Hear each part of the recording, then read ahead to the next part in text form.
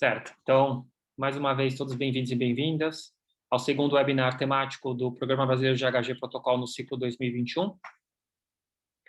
A gente, só vou pedir mais uma vez para quem estiver entrando agora, mudar o nome, renomear o seu próprio nome e colocar também o nome da sua organização junto ao nome, para a gente saber quais são os membros que estão entrando.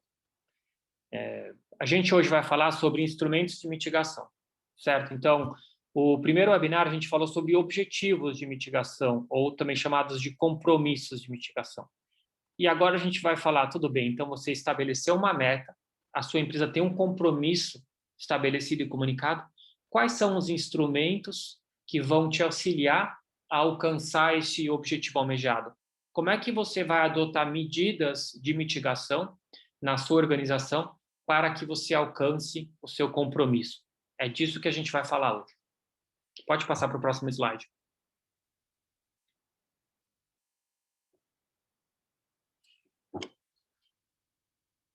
Bom, aqui já dei as boas-vindas, então só também tem o e-mail do programa, se alguém precisar mandar alguma comunicação para a gente, pode passar, por favor.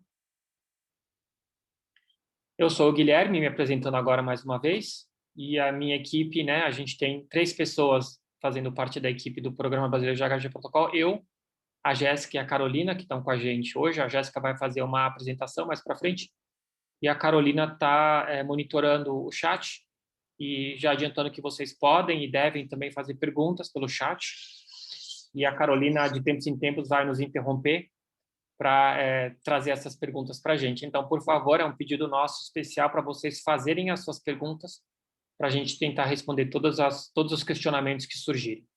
Pode passar. A gente fica muito feliz de ter um convidado especial hoje, né? Já que a gente vai falar de instrumento de mitigação, é importante também a gente falar do papel do certificado de energia renovável, certo?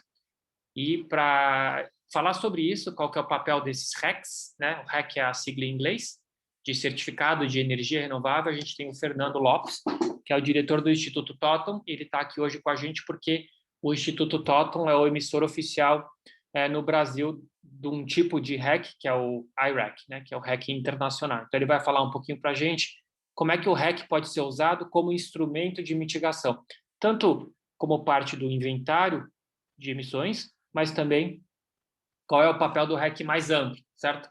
Qual é o papel do certificado de energia renovável em geral para auxiliar organizações a atingirem as suas metas de mitigação. Pode passar. Então, aqui a gente tem 8 pontos, tá? A gente vai trazer para vocês.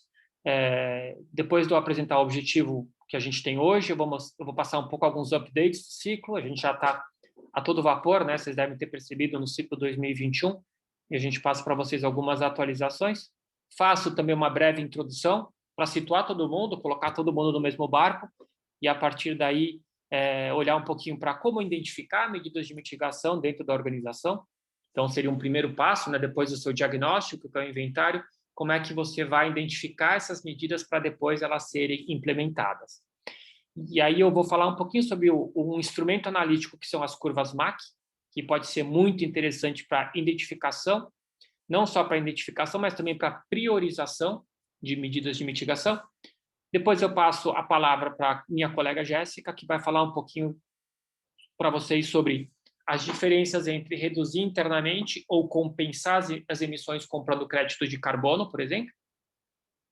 E aí a gente vai passar, então, a palavra para o Fernando, que vai falar sobre certificado de energia renovável, e depois a gente tem, por fim, um momento para ainda tirar todas aquelas dúvidas que podem ter permanecido.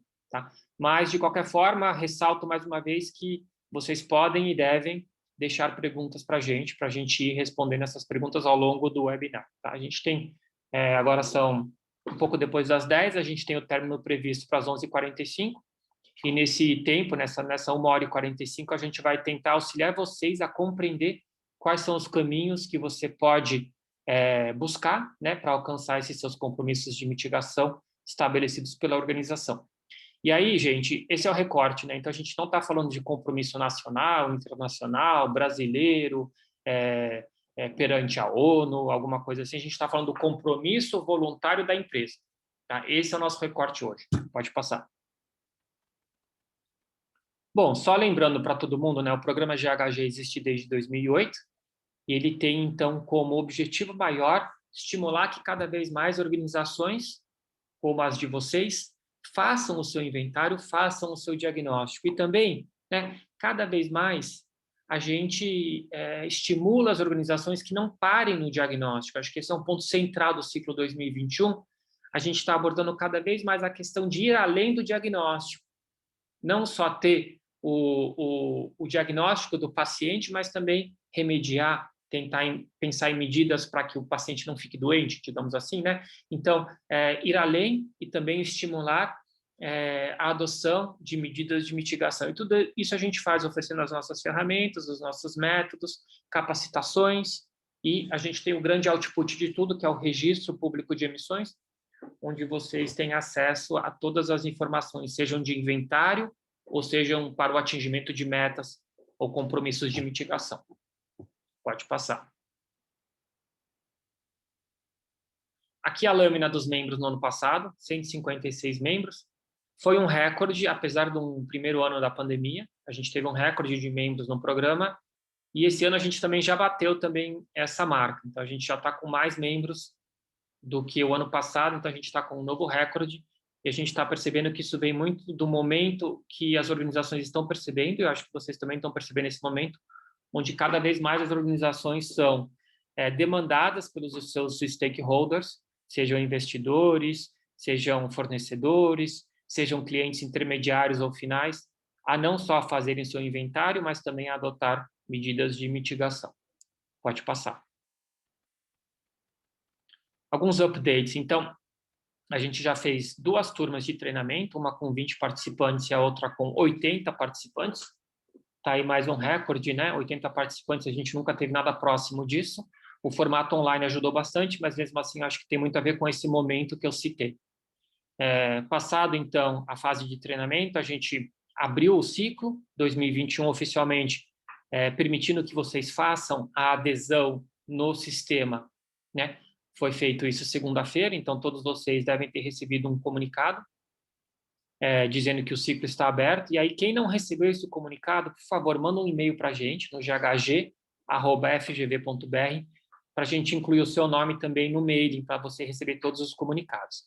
Então, a gente postergou em um mês a data limite para o envio das informações do seu inventário. Então, a data limite para que você termine totalmente o seu inventário, seja ele verificado ou não, e envie todas as informações no sistema para nós, é dia 30/6, e não tem como postergar essa data. Tá? Esse ano, principalmente, a gente não tem como passar desse momento, porque como a gente postergou em um mês, a gente vai ficar bastante com o tempo apertado para fazer todos os preparativos para conseguir publicar esse inventário, esses inventários de um número recorde de membros no evento anual, então não tem como postergar essa data. O sistema fecha mesmo dia 30/6, e aí a gente vai começar a fazer a análise, né, o desk review, como a gente chama, dos inventários, que vai ser feito em julho, para que a gente tenha o nosso evento anual lá para o final de agosto. A gente ainda não tem a data definida, mas ela deve muito provavelmente ser ao final de agosto, tá bom? Pode passar. Bom, vou fazer uma introdução. Lembrando que a gente viu no nosso primeiro webinar o papel do inventário, já adiantei, tem um papel como diagnóstico, um primeiro passo, e aí o Programa Brasileiro de HG Protocol, esse é o métier, né? Esse é o nosso nicho do Programa Brasileiro de HG Protocol. A gente atua nessa parte de diagnóstico, mas a gente quer ir um pouco além a partir do ciclo 2021 e também auxiliar muitas organizações que já estão fazendo um diagnóstico, já estão prontas para adotar medidas de mitigação, a fazerem tais medidas, certo? Então, a gente abordou por isso mesmo, no primeiro webinar, a questão dos compromissos que estão sendo assumidos pelas organizações. Como adotar um compromisso, como comunicar, que tipo de iniciativas existem por aí que podem auxiliar a empresa a adotar esse compromisso. Pode passar, por favor. Pode passar.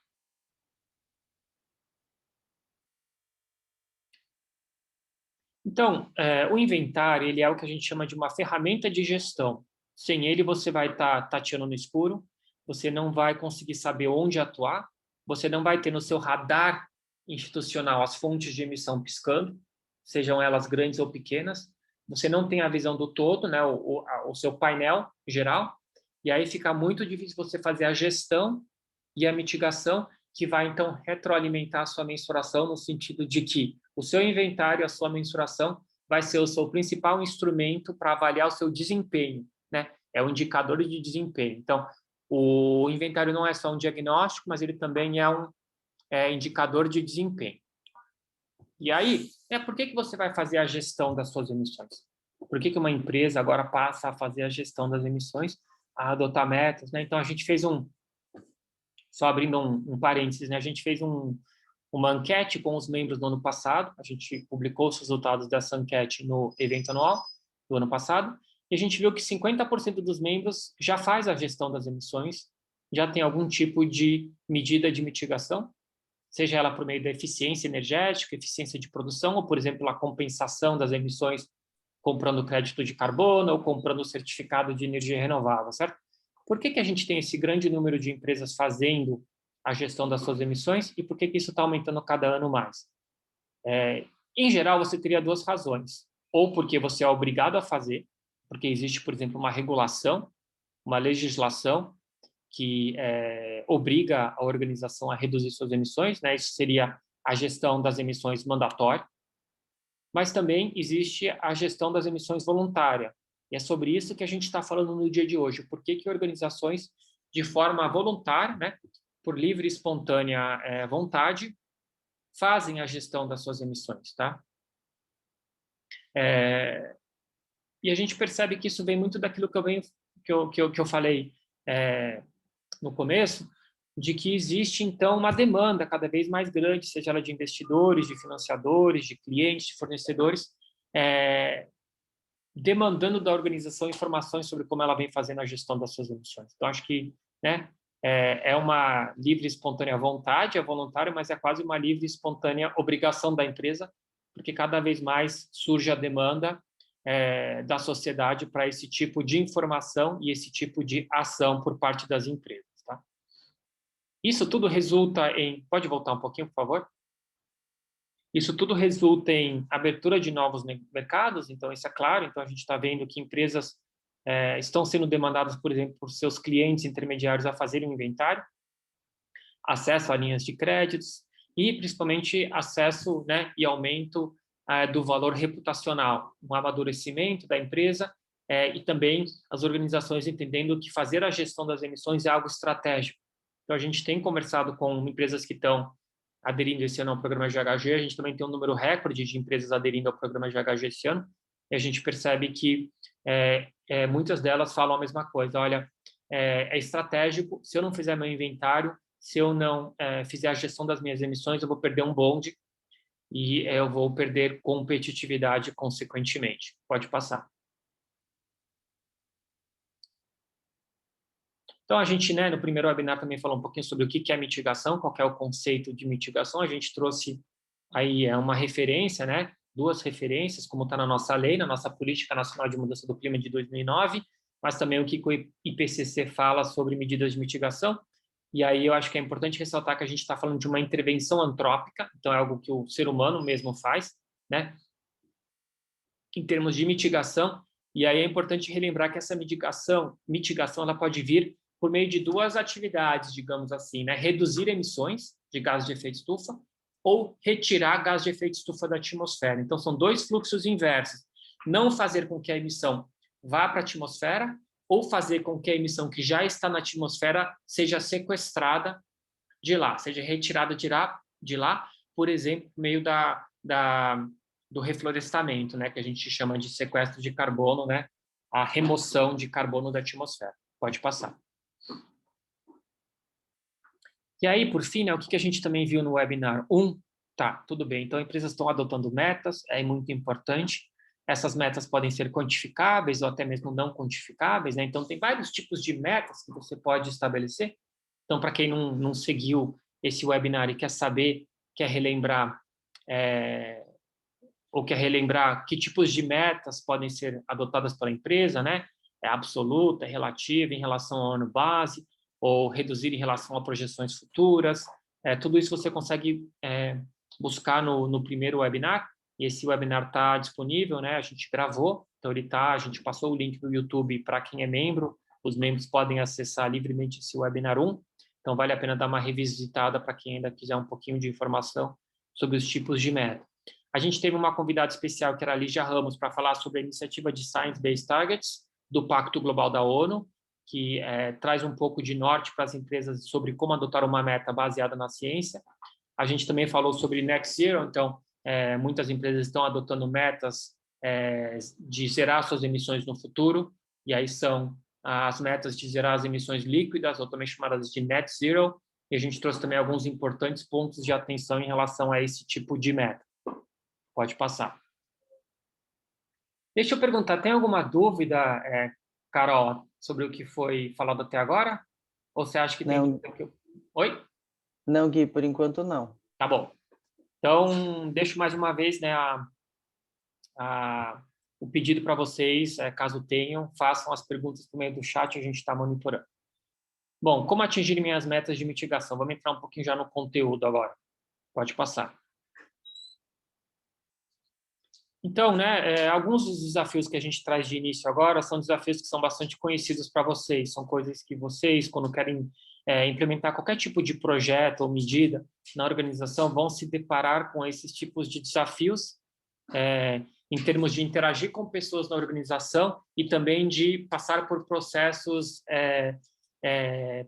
dentro da sua empresa necessários para que um projeto desse tenha o compromisso, por exemplo, da alta gerência, e você consiga engajar os colaboradores, tá? Então, você tem uma meta, você quer implementar instrumentos de mitigação, e agora? Como é que você vai engajar os seus stakeholders? Como é que você vai ter o compromisso, se ainda não tem, da alta gerência, tá? E a gente sempre fala que talvez o caminho que você pode percorrer de forma mais tranquilamente, né, com um amplo engajamento, é o caminho que permite você ir mais longe. Então, você consegue, às vezes, né, a área de sustentabilidade, ou até mesmo, né, uma pessoa dentro da organização, por conta própria, tocar tudo sozinho, mas aí você pode perder muito de engajamento e de compromisso dentro da organização, e você avança rápido de uma forma interessante, mas esse projeto pode não ser de longa duração. Então, tenha o amplo comprometimento, o engajamento dos colaboradores, e faça também, né, o monitoramento, relato e verificação das suas emissões. Existem grandes desafios em termos de conseguir fazer o monitoramento preciso e de estabelecer indicadores que vão te auxiliar nesse percurso. Pode passar.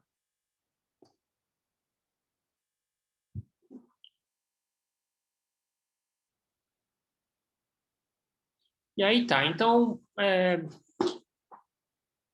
quais são as principais decisões que vão ser tomadas, né? Então, você vai reduzir internamente as suas emissões ou você vai compensá-las, né? Comprando, por exemplo, créditos de carbono de alguém, de uma outra organização que reduziu essas emissões. Essa é uma das perguntas, né? A minha colega Jéssica vai falar sobre isso mais para frente. Então, o que a gente fala muitas vezes é que não é ou, né? É e, tá? Então, só comprar crédito de carbono para compensar suas emissões pode até significar que você alcance, por exemplo, uma meta zero, né, no líquido. Ótimo, mas a sua organização está se preparando para um futuro onde a economia vai ser de baixo carbono? Você está fazendo uma transição? E essa transição não precisa ser repentina, ela pode ser de poucos em poucos, né? A cada ano, a cada 10 anos, a cada 5 anos, você vai tentar reduzir as suas emissões, vai tentar adotar essas medidas de mitigação. Então, na verdade, não é ou reduzir internamente ou compensar as emissões, né? É algo híbrido que a gente recomenda, né? Que você faça a redução internamente até onde você consegue ir, até onde isso faça sentido do ponto de vista estratégico para a sua organização, e aquilo que você não consegue reduzir, você pode compensar, tá? E aí, daqui a pouco eu vou mostrar como que a curva MAC, esse instrumento analítico, pode ajudar vocês justamente a identificar até onde a empresa pode reduzir e a partir de que momento ela deve compensar suas emissões. E aí, lembrando que eu já falei que você vai ter basicamente 2 fluxos, né, que vão ter que ser monitorados e vão ter que ser os quais você pode ter algum tipo de medida que pode auxiliar tanto no fluxo de reduzir as emissões ou no fluxo de sequestrar carbono da atmosfera, trazer aquilo que já está na atmosfera para uma forma de você conseguir ter um sumidor de carbono, que pode ser, por exemplo, uma floresta replantada. Pode passar.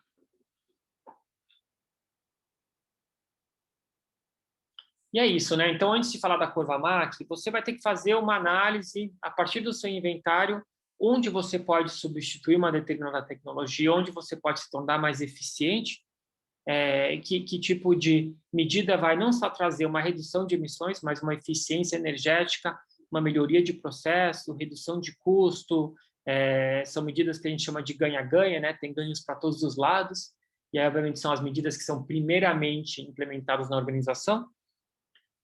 Aí mais para frente, né, você pode pensar quais são então as tecnologias que eu vou poder implementar na minha organização, troca de combustível, troca de caldeira, troca de maquinário, troca de frota, né? A gente estava vendo, eu estava lendo num jornal, por exemplo, uma empresa que está fazendo retrofit dos seus carros a diesel, né, dos seus caminhões a diesel para caminhões elétricos.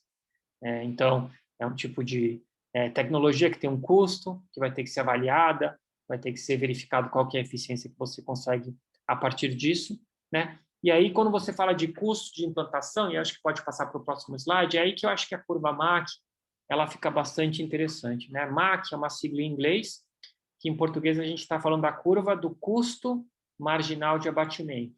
Pode passar, né? Curva do custo marginal de abatimento. Quanto custa eu reduzir na margem ou quanto custa a redução da próxima tonelada de CO2 equivalente? Por que a MAC é interessante? Porque ela vai te dar um painel onde você vai ter todas as suas medidas de mitigação ranqueadas pelo custo delas, mas você também vai ter a informação sobre o potencial de redução ou potencial de abatimento, né? Essas duas informações, elas são muito importantes para a sua tomada de decisão, porque você vai ter projetos que têm grande potencial de abatimento, você vai ter projetos, por exemplo, que têm pequeno potencial de redução, mas todos eles têm custos, certo? Se você não sabe o custo de cada projeto, você não sabe por que projeto começar. Então, talvez seja interessante não começar por aquele projeto que é a grande bolha de carbono da empresa, onde você pode reduzir muito, porque ele tem um custo muito alto. Talvez seja mais interessante você identificar e implementar 1, 2, 3 projetos de mitigação que juntos reduzem a mesma quantidade, mas têm custos inferiores. Pode passar. Essa aqui é a cara da curva MAC, né? Então, a gente tem no eixo horizontal o potencial de abatimento total de um projeto e a gente tem no eixo vertical quanto custa reduzir 1 tonelada de CO2 equivalente. Então, se cada uma dessas colunas for um projeto, percebam que essa organização dessa curva MAC fictícia, ela tem aí, eu acho que são 20 e tantos, né, se eu não me engano, medidas de mitigação que ela identificou e ranqueou da esquerda para a direita, da mais barata para a mais cara. Percebam que as medidas de mitigação em azul claro, elas têm custos abaixo de zero, né? Essa linha horizontal, ela indica onde o custo fica abaixo de zero. Por quê? Porque elas trazem ganhos financeiros. São medidas de eficiência, são medidas que vão melhorar processos, ou seja, você vai ter uma redução de custos e vai reduzir emissões. Então, por que começar pelaquela medida de mitigação mais à direita, que é a mais que tem o maior potencial de abatimento, se ela é a mais cara? Talvez fazer os 3, 4, 5 primeiros projetos da fila, da esquerda para a direita, vai te proporcionar a mesma quantidade total de CO2 equivalente abatido, mas a um custo inferior, você vai ter até mesmo ganhos financeiros. Então, a curva MAC vai te dar essa ideia, vai te dar essa visão geral do seu painel de opções e vai poder auxiliar em muito a tomada de decisão informada. Pode passar. Aqui é um exemplo de uma curva MAC, então percebam que os primeiros projetos são de eficiência, manutenção preventiva, curso de direção defensiva, que é um exemplo, por exemplo, de uma empresa da área de logística, que tem uma frota de caminhões ou de automóveis própria, né? Então, percebam que o sexto projeto, renovação da frota, aqui é o mais caro, e ele não precisa ser adotado, você pode reduzir essas mesmas 280 toneladas de CO2 equivalente fazendo outros projetos a menor custo, tá bom? Pode passar. Aqui é um exemplo de uma MAC global, então aí você teria projetos que podem ser adotados pelo mundo afora, pode passar.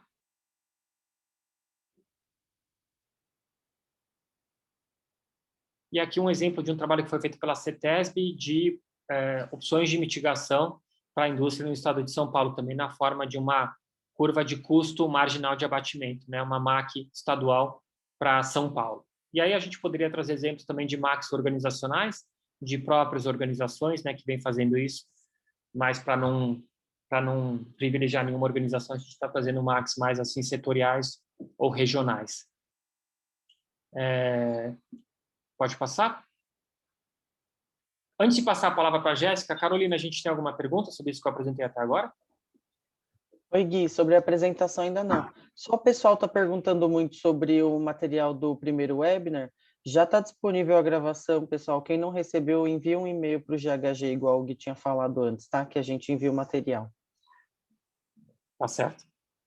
Então, pessoal, a gente está aguardando então as perguntas para o final. Então, pensem aí em perguntas interessantes para a gente, mais para o final também conseguir conversar um pouco com vocês. Tá? Então, falei um pouco, né? Fiquei dentro da meia hora que eu tinha, tá? Então a equipe não vai ficar muito brava comigo, mas agora eu vou passar a palavra para a minha colega Jéssica, que vai falar um pouquinho sobre essas opções, né? Essa escolha que a empresa tem de reduzir ou compensar as emissões, né? Então a gente está falando sempre de olhar com carinho para esses dois tipos de opções que a empresa tem. E aí, então, eu vou passar a palavra para a Jéssica para tocar por aqui. Lembrando que depois a gente vai ter o Fernando, do Instituto Totum, para falar especificamente sobre certificado de energia renovável com a gente. E aí, depois a gente vai ter uma rodada final de perguntas e pretendemos acabar lá pelas 11h45, por aí, eu acho. Tá bom? Então, Jéssica, agora é com você. Pessoal, bom, fazendo o link aí com a curva MAC, vocês percebem que à medida que a gente vai para a direita, mais desafiador vai sendo. E aí chega para a empresa esse trade-off, né? Assim como ela é um elemento gráfico ali muito fácil, muito bom para o tomador de decisão, é possível que em dado momento ali, caminhando para o eixo X ali, olhando, ela vai dizer, cara, faz muito mais sentido desenvolver, né, financiar um projeto de compensação chegando num certo ponto, do que fazer alguma redução internamente. Esse é o núcleo aí do pensamento estratégico da gestão, né? A compensação, está travando aqui. A compensação, a gente pode usar assim a definição, né? Ela permite que as organizações e indivíduos invistam em projetos de redução, né? Redução ou sequestro de carbono realizado por terceiros. Essas empresas que fazem essa aquisição, elas comumente adquirem títulos que representam a redução ou sequestro de uma unidade de tonelada de CO2 equivalente, né? Então, ao invés de fazer a redução internamente, ela vai financiar essa redução ou esse sequestro implementado por um terceiro, né?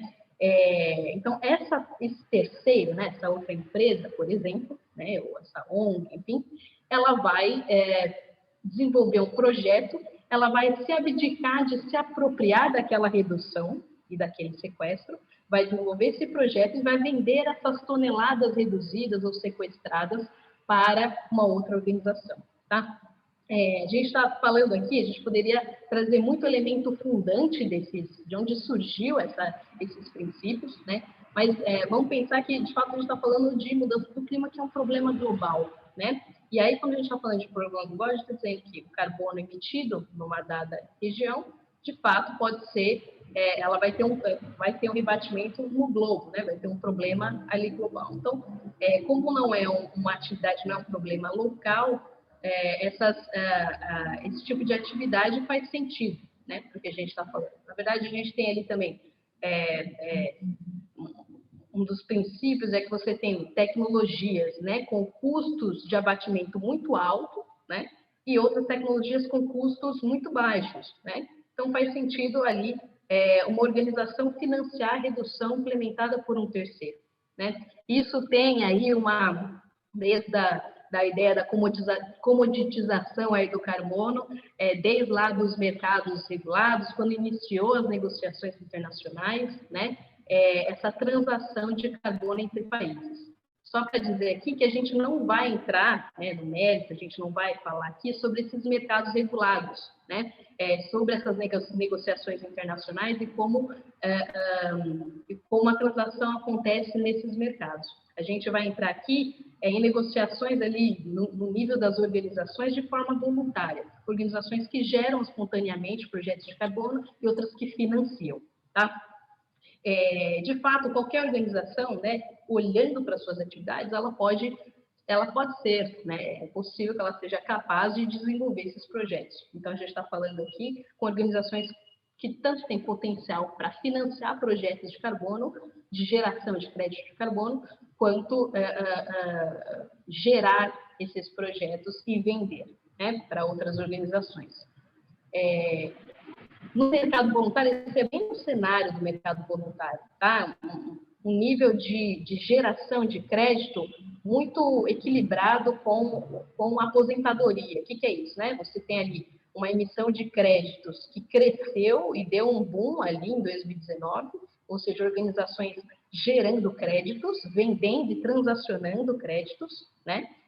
E organizações dispostas a pagar por esses créditos, né? E aí, em 2019, também a aposentadoria desses créditos.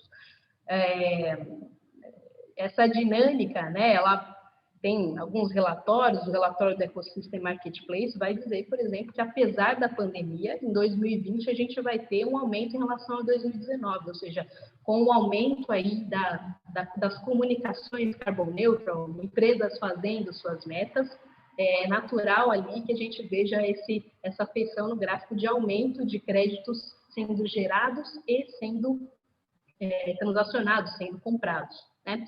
É bom lembrar aqui, né, para quem vai saber, né, quem vai comprar créditos ou quem vai iniciar esses processos de geração de crédito, que a gente vai ter algumas fases essenciais e comuns aí na geração, que é a empresa, né, o proponente de projeto vai desenvolver esse projeto, né, ele vai desenvolver esse projeto de redução, ele vai passar por um processo de validação e de aprovação.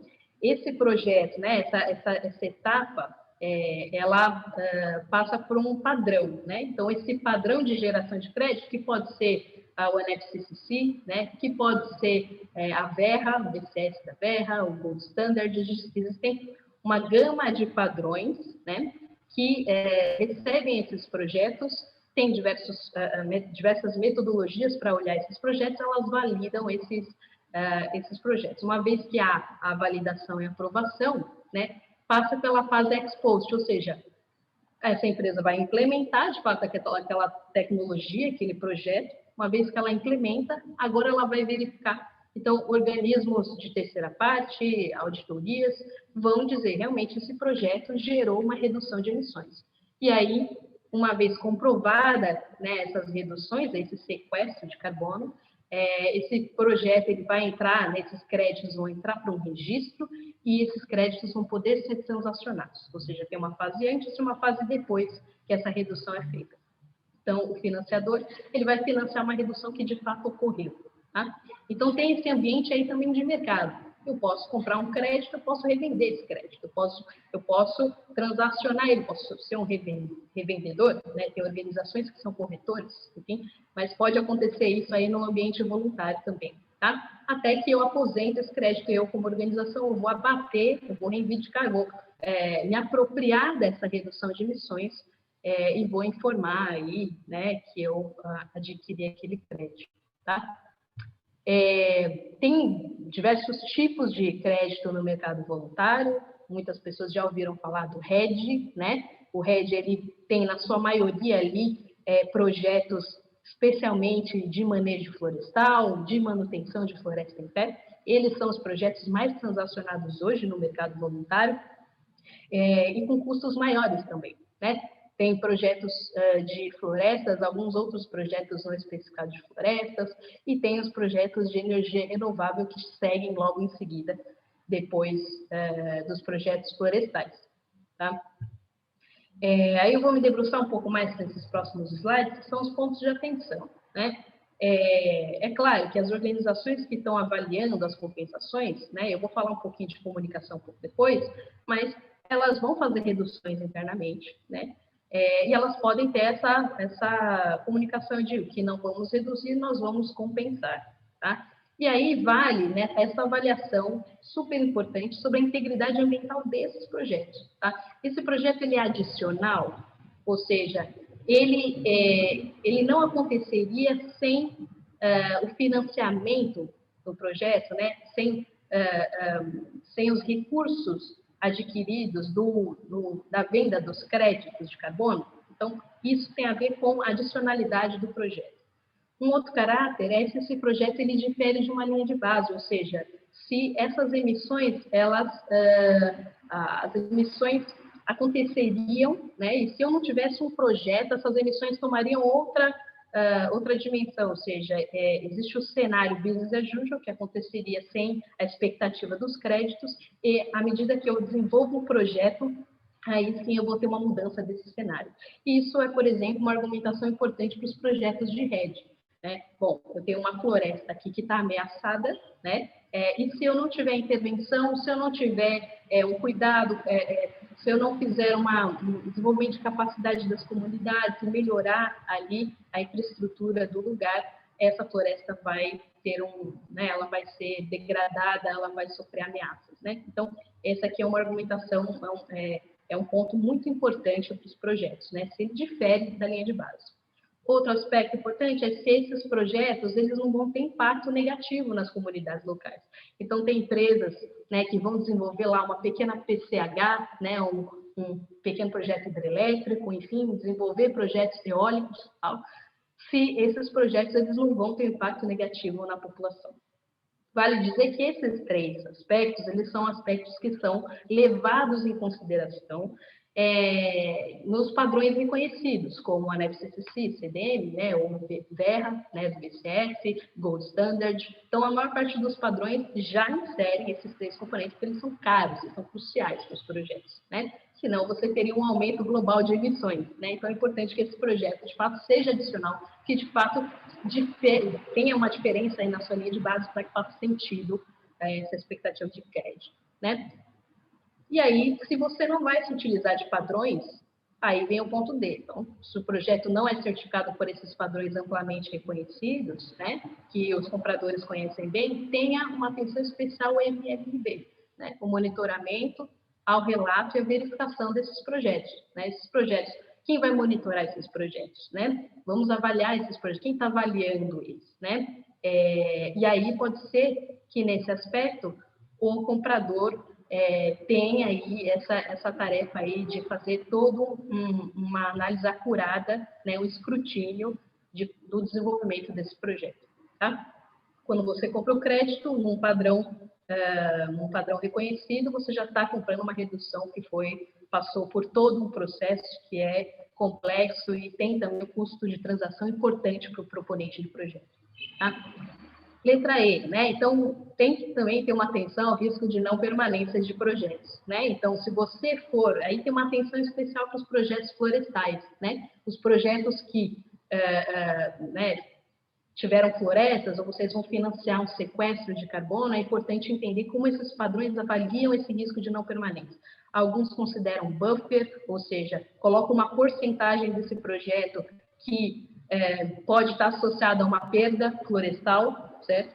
Ou alguns padrões consideram aqueles créditos como créditos intermediários, né? Você financia esse projeto, mas você vai ter que substituir pela compra de outros créditos, ou durante esse tempo que você comprou esse crédito florestal, você desenvolve reduções internamente até que você abdica desses créditos, ou realmente se você vai tratar esse risco da não permanência internamente, avaliando, colocando drone no campo, colocando LiDAR, olhando realmente para esses projetos florestais para que esses projetos não sejam calcanhar de Aquiles aí para você.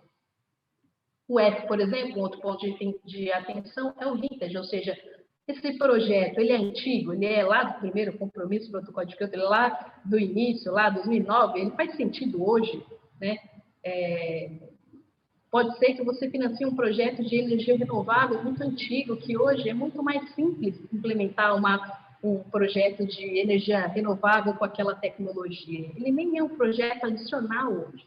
Então, tem esses pontos de atenção também, né? Os compradores, eles preferem projetos mais novos, projetos mais recentes, né? Então, estou deixando aí o QR Code de alguns sistemas de registro, ou seja, lugares em que você consegue ver quais são os projetos que estão lá, uma prateleira de projetos de alguns desses padrões, né? E você consegue ver a dinâmica. Esse projeto foi vendido, esse projeto passou por tais etapas, enfim, e olhar o caráter desses projetos, tá? E eu deixei esse gráfico também, que é um gráfico que vai tratar realmente de quais são esses padrões mais comumente usados, né? Esse gráfico ele vai dizer aqui quem são os compradores europeus, porque existe um survey que é feito pelo Ecosystem Marketplace. Esse survey ele é feito para os compradores europeus. Tinha que fazer um aqui para o Brasil, para a gente ver como que é. Mas, para os compradores europeus, eles têm uma preferência aí maior de comprar projetos VTS, VER, né? Que é um padrão tipicamente aí do mercado voluntário. Tem os projetos do MDL, que também podem ser comprados, que é aquele primeiro ali, né? Gold Standard, Plano Vivo.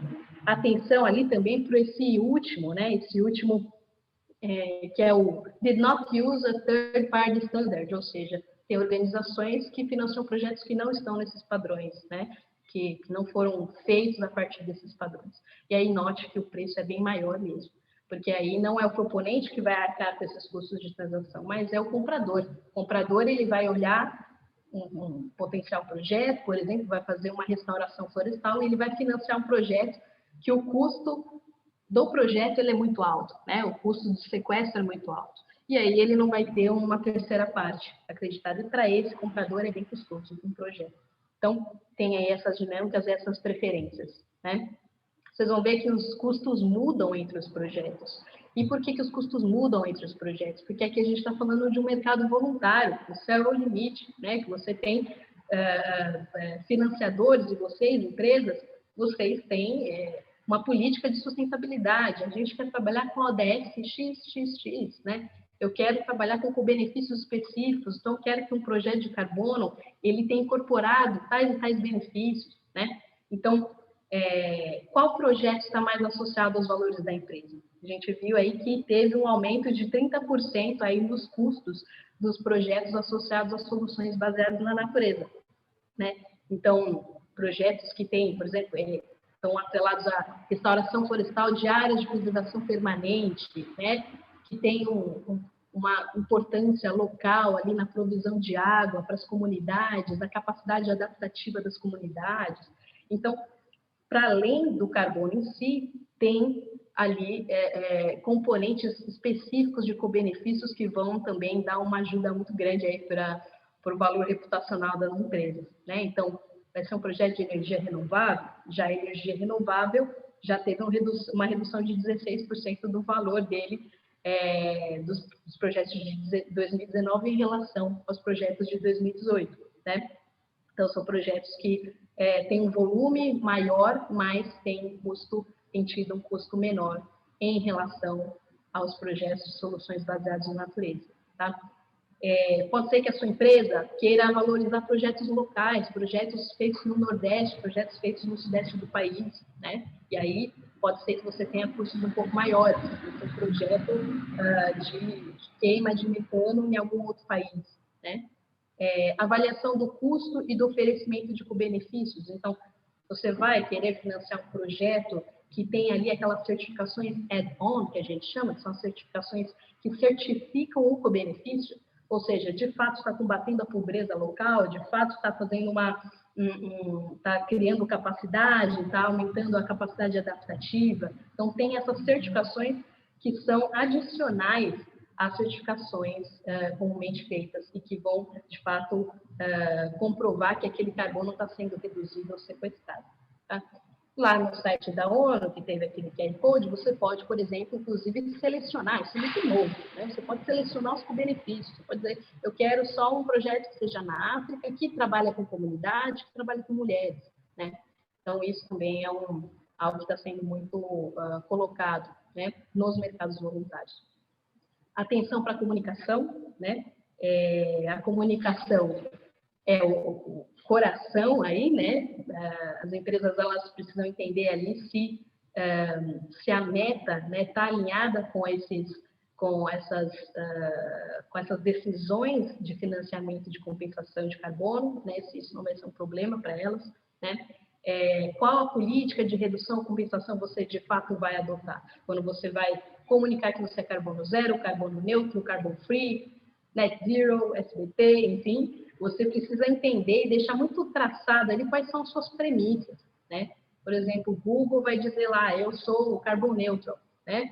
E aí ele compensa carbono desde 2007. Depois de um dado momento, ele vai dizer, eu sou carbon free, porque eu vou comprar crédito de carbono e ter energia renovável, né? E depois de um dado momento ele fala, não, agora eu vou ser carbono negativo, por exemplo, porque agora eu vou compensar todas as minhas emissões desde que eu comecei a funcionar em 98, isso é um exemplo lá do do Ecosystem Marketplace.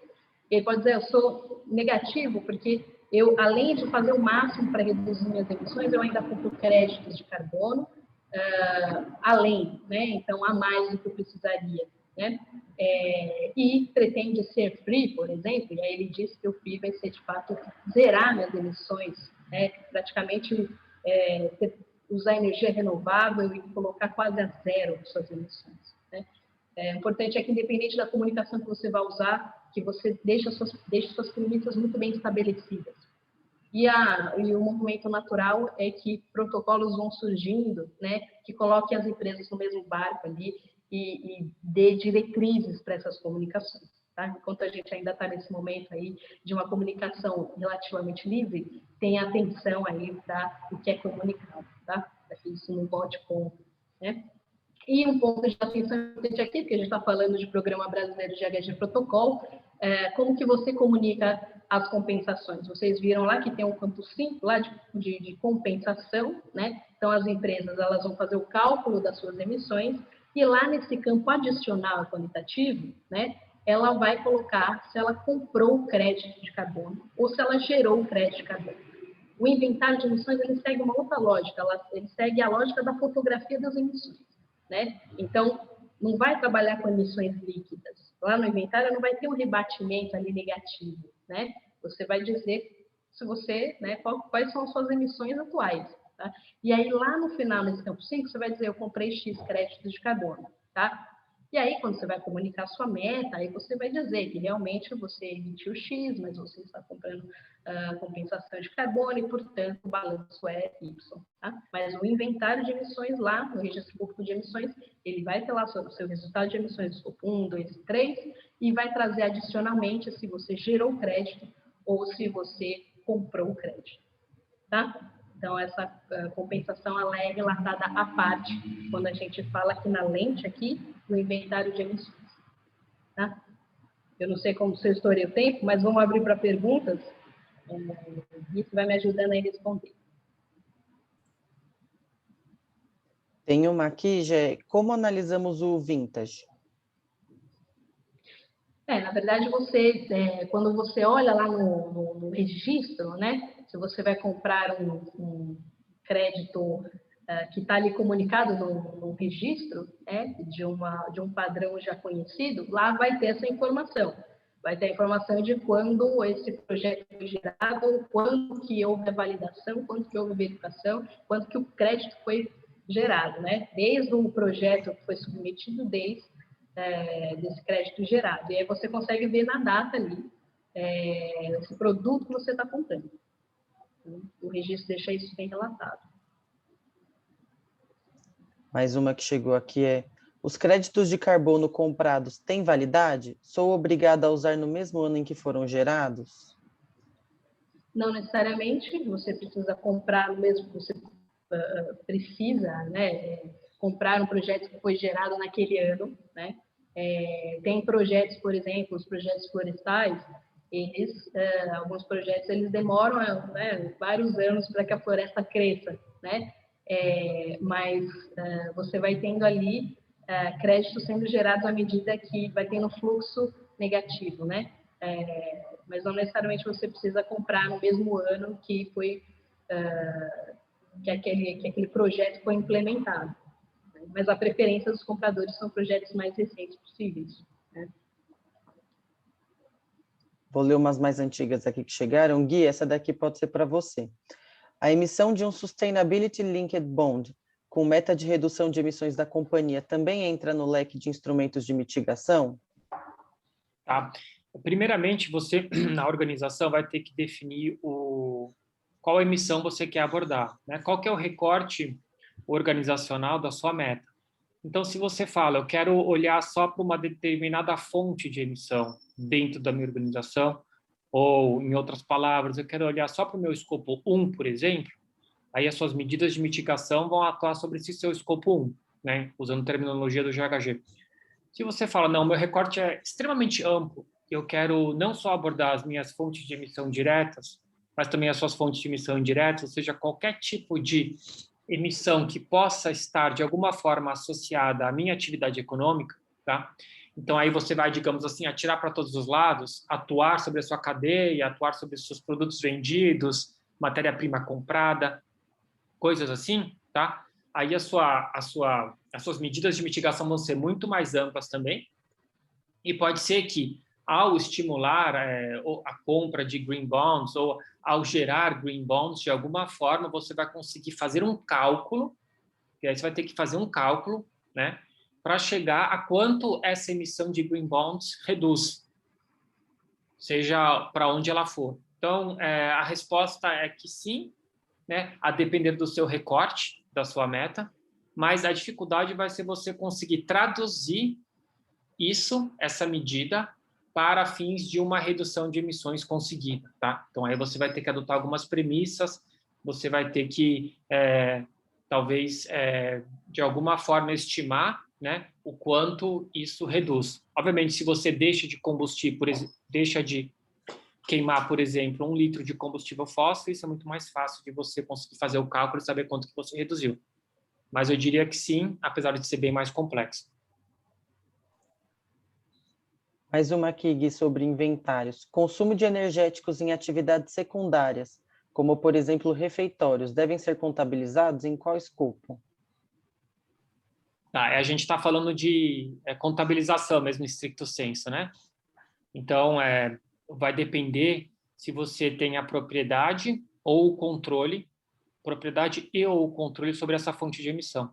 Se você é o proprietário dessa fonte de emissão e você também controla quando que liga o fogão, quando que desliga, que tipo de combustível entra nele, aí isso é um típico exemplo de emissões diretas escopo 1.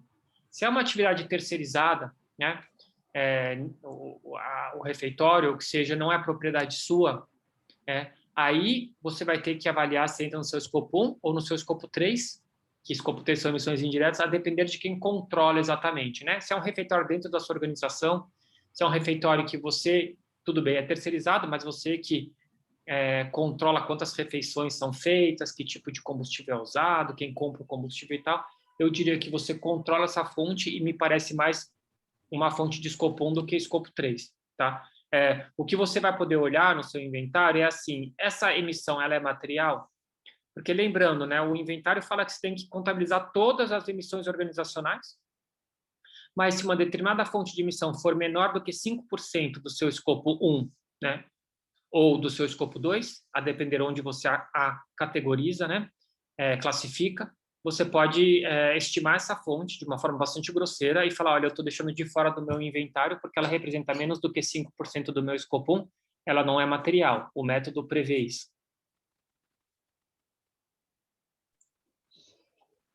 Tem uma aqui para a Gé. Se a minha empresa criar um projeto de plantio de mudas na cidade, conta para sequestrar o carbono para a minha empresa? Pode contar. Vale pensar ali, né? Se é um projeto que é feito por vocês, né? Ele é todo gestado por vocês. É possível que você possa contabilizar como uma remoção, né? Agora, se é um projeto desenvolvido por uma ONG, né, um projeto que você pretende que tenha algum padrão ali de contabilização, monitoramento desse sequestro desse carbono, você considera como uma compensação, né? Nesse caso aqui, de fato, você pode fazer, conversar com essas instituições, fazer esses plantios e tratar ele como uma compensação. Faz mais sentido, na verdade, praças, tem organizações que financiam também essas ONGs que têm plantios específicos, e aí vale pensar se não vale esse projeto virar de fato um projeto para que existe, né, seguindo uma metodologia específica de um padrão, enfim, ou se você vai realmente tratar ele como uma compensação que você faz sem essa terceira parte, sem verificação, né? Mas, de toda forma, é importante que você veja, você consiga monitorar esse crescimento dessa florestinha, enfim, né, esse fluxo aí de sequestro de carbono, para que você consiga minimamente relatar de forma quantitativa. Você coloque lá, né, esse ano, contabilizamos que esse plantio, ele sequestrou X toneladas de CO2. E aí você comunica isso. Você pode colocar isso lá, inclusive lá no registro público de emissões. Mais uma aqui é: como certifico os créditos de carbono que sequestrei a mais do que gerei? Fala de novo, Carl, por favor. Como certifico os créditos de carbono que sequestrei a mais do que gerei? Créditos de carbono que eu sequestrei a mais do que eu gerei? Gui, você entendeu essa pergunta? Acho que não sei, mas, enfim, o que dá para falar disso é que, para você certificar, é como a Jéssica falou, você vai ter que seguir um padrão, você vai escolher o seu padrão. Qual padrão você quer seguir para que a certificação aconteça, tá? Aí, no momento em que você tem esse padrão escolhido, você vai ter que contratar uma empresa que é acreditada por esse padrão para fazer a certificação. Então, tem empresas de auditoria ou de certificação ambiental que são acreditadas pelo padrão para fazer a certificação. Aí elas vão olhar para o seu projeto e vão falar, sim, o projeto se enquadra num projeto de sequestro de carbono, eu certifico ele ou não, tá? Então, eu acho que é isso que a pergunta essa que é a pergunta que está sendo feita, diria. Se não, pode mandar de novo a pergunta que a gente tenta responder de outra forma. Mais uma aqui. Agora tem bastante pergunta, hein, pessoal? Vamos lá. Existe o risco de greenwashing em priorizar a mitigação via compensação de emissões, como créditos de carbono, e não se esforçar para reduzir as emissões do próprio negócio? É passar a responsabilidade para outros stakeholders? Certo. Olha, o risco de greenwash está sempre por aí, pairando, né, sobre as organizações. Acho que dá para falar isso tranquilamente. Então, eu acho que você tem que sempre ter um enorme cuidado naquilo que você está fazendo, certo? Para você também depois não apanhar. Você pode apanhar merecidamente ou desmerecidamente, mas apanhar merecidamente, às vezes você consegue minimizar esse risco se você se informar, né? Se você for transparente e se você fizer uso de diretrizes e orientações amplamente utilizadas, tá? Então, eu não diria que o ambiente voluntário é um faroeste, mas é um ambiente voluntário onde existe de tudo. Então, você vai ter que se informar muito bem, tá? No momento em que você adota uma medida de mitigação. Bom, a questão da compensação, e aí, gente, não tem nada errado em compensar suas emissões, porque a gente vive numa única atmosfera. Então, se eu reduzo aqui, ou se o meu colega reduz a menor custo, e eu compro dele essa redução, e ele deixa de se apropriar dessa redução, é muito importante isso, porque senão tem dupla contagem. Então, ele abre mão dessa redução, tá? Ele não vai comunicar que ele reduziu, ele vai vender essa redução de emissão para mim na forma de crédito de carbono certificado. Eu posso falar que eu tô compensando as minhas emissões, que eu sou carbono neutro, que eu sou carbono zero, que eu sou carbono free, entendeu? Isso é uma coisa bastante aceita, ok? Aí eu acho que chegando na resposta, né? Obviamente, dentro da sua organização, você não está fazendo nada, absolutamente nada, para produzir ou prestar algum serviço de menor intensidade carbônica, tá? Quando alguma regulação chegar, por exemplo, e restringir, obrigar você a reduzir, aí a regulação não vai ser tão leniente, você não vai falar, você pode compensar tudo, tá? Salvo pouquíssimas exceções, a gente vê que a regulação fala, não, reduz internamente e compense só aquilo que você não consegue reduzir, tá? Então, tenha muito cuidado em querer só compensar emissões por duas coisas. Você não está modernizando, você não está, dentro da sua organização, se adaptando para uma economia de baixo carbono, e a gente entende que mais cedo ou mais tarde a gente vai deixar de usar produtos muito intensos em combustíveis fósseis, por exemplo, né? Você não está participando dessa transição, você está perdendo esse bonde, e se alguma regulação algum dia chegar e bater na sua porta, aí você não vai poder compensar tudo na forma de crédito de carbono. Mas o greenwashing é sempre uma questão, é sempre um perigo aí que paira sobre esse tipo de ação, tá? Aí, Carol, não sei se deixa... Desculpa, Jéssica, você queria falar alguma coisa? Não, só complementa essa resposta, exatamente tem essa visão também setorial, né, de quem está falando, né, é uma empresa varejista, uma empresa super intensiva em carbono, indústria, né, coloca lá no seu inventário de emissões uma emissão alta de escopo 2, por exemplo, de energia elétrica, mas também uma alta compensação. Isso pode ser um calcanhar de Aquiles, né, então já tem uma gama de tecnologias, né, o Fernando vai falar sobre isso, de energia renovável que você pode fazer uso, e você não faz, ele financia um monte de projetos de compensação. Então, vale olhar ali, né, quem eu sou, né? Eu sou uma empresa varejista, eu sou uma indústria, eu sou uma empresa de comunicação, e para algumas, por isso que não dá para ter uma resposta muito clara em relação de quanto a compensação faz sentido, porque depende também de um olhar interno, um benchmarking setorial, e ver qual que é o movimento também. Carol, a gente tem muita pergunta ainda, como é que está aí? Temos bastante perguntas, mais umas 9 por aí. Tá. Continua. Vamos fazer mais umas 3 ou 4, e aí depois a gente passa para o Fernando, tá? E aí as perguntas que permanecerem, se você puder guardar elas para o final, a gente responde dentro do tempo que a gente tiver, tá? Tá bom, eu vou seguir na ordem aqui, então. Tá. Os termos carbono zero, neutro free, não querem dizer a mesma coisa? Então, isso é uma ótima pergunta. Pode ser que sim, pode ser que não, tá?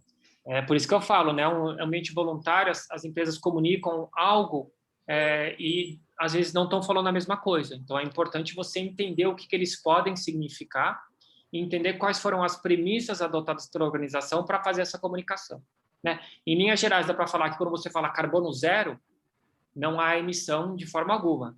Quando você fala carbono neutro, carbono net zero, significa que há uma compensação ali, né? Que está emitindo um pouco, mas está removendo da atmosfera ou está compensando na forma de crédito de carbono. Então, eu diria que carbono zero me parece um termo um pouco mais rígido do que o termo carbono neutro ou carbono net zero, porque aí você, de alguma forma, está balanceando alguma coisa, tá? Mas eu acho que a grande mensagem que a gente tem que passar para vocês hoje é que tem muita gente falando, usando o mesmo termo, mas comunicando uma coisa diferente, tá? Essa bagunça, esse ambiente voluntário, ele tem essas características, por isso que você tem que estar bem informado para saber o que você está fazendo e como é que é a melhor forma de você comunicar essa sua medida de mitigação. O que mais, Carol? Existem mecanismos de compra e venda de créditos de carbono ou outros projetos no Brasil hoje? Então, a compra e venda de créditos de carbono nesse mercado voluntário ela é mais de balcão. O que significa isso? É mais bilateral. Não existe uma bolsa grande onde você consegue entrar e aí fazer um lance e adquirir créditos de carbono, né? O que você tem, por exemplo, são consultorias ou plataformas online, onde esse crédito de carbono é oferecido. Mas aí é no bilateral, né? A consultoria e essa plataforma, na verdade, eles são o intermediário, né? Digamos assim, o varejista entre quem faz o projeto e quem quer comprar, né? Eles são um intermediário, então é mais ou menos assim, é mais um mercado de balcão, um mercado mesmo no bilateral. Mais alguma? Para finalizar, então, aí o resto a gente deixa para depois. Podemos fazer um projeto de remoção por florestas em uma área que não esteja nos limites organizacionais e operacionais da empresa? Certo. Então, aí você está olhando de alguma forma... Então, para fins do programa GHG, né, vamos falar sobre o diagnóstico. Aí você está falando de uma remoção indireta que acontece, né? Que pode estar no seu escopo 3, tá? Uma remoção indireta que pode estar no seu escopo 3. Para fins de atingir uma meta, por exemplo, aí você vai olhar para uma forma de compensação que você está fazendo. Então, não está dentro do seu limite organizacional, você provavelmente não é o proprietário, não sei. Aí você está compensando. O que importa mais, na verdade, é você ter todo o cuidado para que não haja dupla contagem. Então, por exemplo, pega o caso ali aquela dúvida da prefeitura, né? A prefeitura a empresa financiou, patrocinou um projeto de reflorestamento da prefeitura. A empresa pode falar que ela removeu o carbono da atmosfera? Pode, desde que a prefeitura também não fale isso, porque daí tem dupla contagem. Então, acho que essa é a grande mensagem que a gente quer passar. Se está dentro da sua organização ou não, isso é mais importante para fins do GHG. Se você vai quantificar como escopo 1 ou escopo 3. Para além do GHG, né, para você cumprir, por exemplo, uma meta, aí você vai ter que olhar com bastante cuidado para que você seja o único que está se apropriando devidamente dessa redução de emissão, para que não haja dupla contagem, porque daí você pode ter duas organizações, uma prefeitura e uma organização, ou o que seja, falando, eu reduzi essa tonelada, eu também reduzi essa tonelada. Esse é um típico exemplo de dupla contagem e greenwashing, porque daí tem duas organizações se vangloriando de uma única tonelada de CO2 equivalente reduzida. Tá? Vamos passar a palavra para o Fernando? Aí você segura as dúvidas sobre crédito de carbono para depois, tá? Para o fim? Acho que vai sobrar tempo sim, tá? Gente, eu vou introduzir o Fernando, né? Ele vai ter uma missão até certo ponto complexa, mas acho que ele é um ótimo candidato para isso, para explicar um pouco o que é o certificado de energia renovável, tá? Até agora a gente falou de um outro tipo de certificado, que é o crédito de carbono. O crédito de carbono é uma redução de emissão certificada, é um certificado que você reduziu suas emissões. Existe outro tipo de certificado, que é o certificado de energia renovável. Eles estão inseridos nos mesmos contextos. Muitas vezes eles são considerados como equivalentes, mas eles não são equivalentes, existem importantes diferenças. E aí o Fernando vai apresentar para vocês o que é o certificado de energia renovável, para que ele é usado dentro do programa GHG e para além do programa GHG, tá? E aí depois a gente pode falar um pouquinho sobre essas diferenças sobre crédito de carbono e certificado de energia renovável. Então, dito isso, eu queria agradecer a participação do Fernando e agora já passar a palavra para ele. E aí acho que ele vai ele mesmo compartilhar a tela dele, né? Bem-vindo, Fernando. Obrigado pelo convite, Guilherme, Jéssica, Carolina. Agradeço a todo mundo aí pelo convite. Vamos tentar fazer uma explicação sobre o que são certificados de energia renovável. Eu vou compartilhar minha tela, mas antes tem uma pergunta aqui da Vanessa, que é o tema do que nós vamos falar. A Vanessa, da empresa Iguá, falou o seguinte: olha, com relação às emissões provenientes da compra de energia renovável, consigo fazer um abatimento na energia que utilizamos do Sistema Integrado Nacional? Como zerar a pegada de carbono se somos escravos, né? Invariavelmente utilizamos a energia do Sistema Integrado Nacional. Então, essa é a pergunta-chave que eu vou tentar responder, que a Vanessa, já combinei com a Vanessa antes, então ela já mandou. Então, é o tema, espero, se eu conseguir responder essa pergunta, todo mundo entender, eu fui bem sucedido aqui na explicação. Vou compartilhar aqui a tela, acredito que todos já estejam com ela aí. Nós vamos falar então dos certificados de energia renovável, dos RECs. Só o Instituto Totum é um organismo de verificação de inventários, mas também nós somos os emissores locais no Brasil dos RECs, que são o programa gerenciado mundialmente pelo International REC Standard. Esse programa aqui no Brasil já tem 10 anos. Há 10 anos nós temos RECs aqui no Brasil, apesar de só nos últimos anos o movimento ter ficado bem mais alto. Os fundadores desse programa são a Beólica e a Abragel, são duas associações de geradores de energia e contam com o apoio de outras associações também ligadas à área de geração de energia. Então, o que é o REC?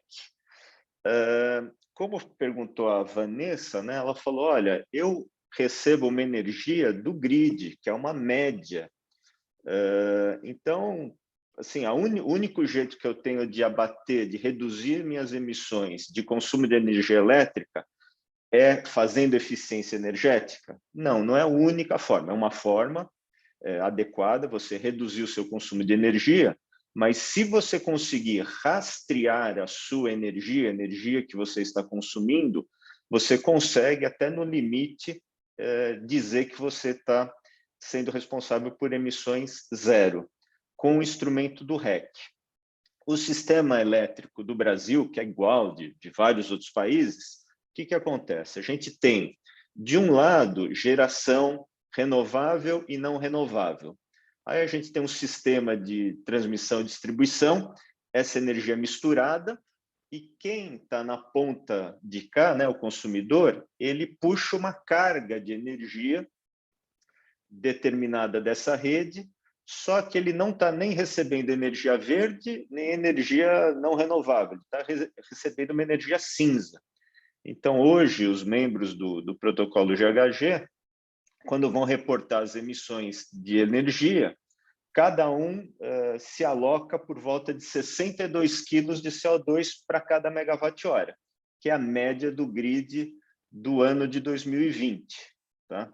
E se preparem, porque o ano de 2021 vai ser bem mais alto. A estimativa é que vai quase que dobrar esse valor, porque não tem chuva, então o governo está ligando as térmicas desde o começo do ano, nós estamos em bandeira vermelha, então esse fator de emissão, todo mundo paga essa conta, se você não tem rastreabilidade de energia.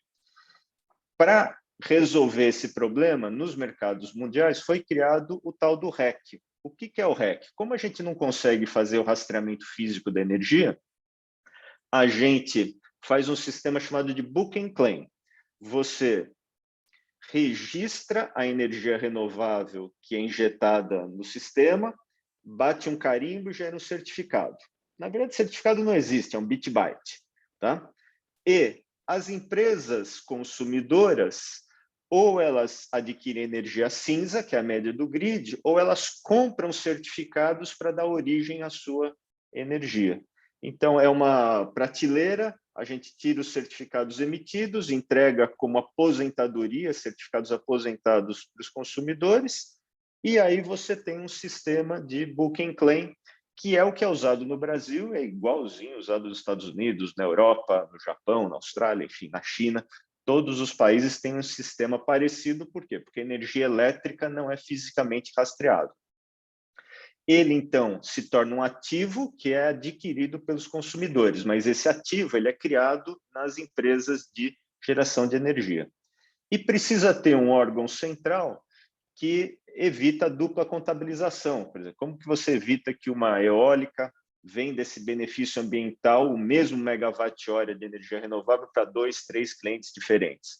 Então, é necessário ter um sistema, uma governança, que essa governança é controlada pelo Instituto Totum aqui no Brasil, mas a gente não faz transação de certificados de energia renovável. Quem transaciona são as empresas que têm o direito ao ativo.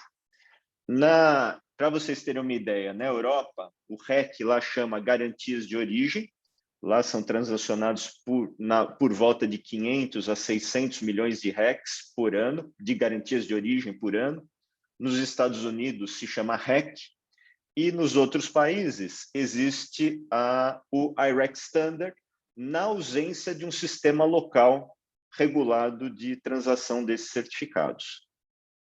O I-REC é aceito hoje em cerca de 70 países, ou seja, a empresa europeia, por exemplo, a Microsoft, nos Estados Unidos, ela, lá nos Estados Unidos, provavelmente ela compra REC, certamente ela compra RECs norte-americanos para dar origem à sua energia, e nas suas filiais no mundo inteiro, ela aceita o I-REC como um instrumento válido de rastreabilidade dessa energia. Para falar em números do programa brasileiro, eu falei que ele tem 10 anos, a primeira transação foi feita só lá em 2014, e no ano passado foram transacionados na ordem de 4 milhões de RECs. para vocês terem uma ideia do volume, como o mercado está aquecido, em 2021 nós já superamos a marca inteira de 2020.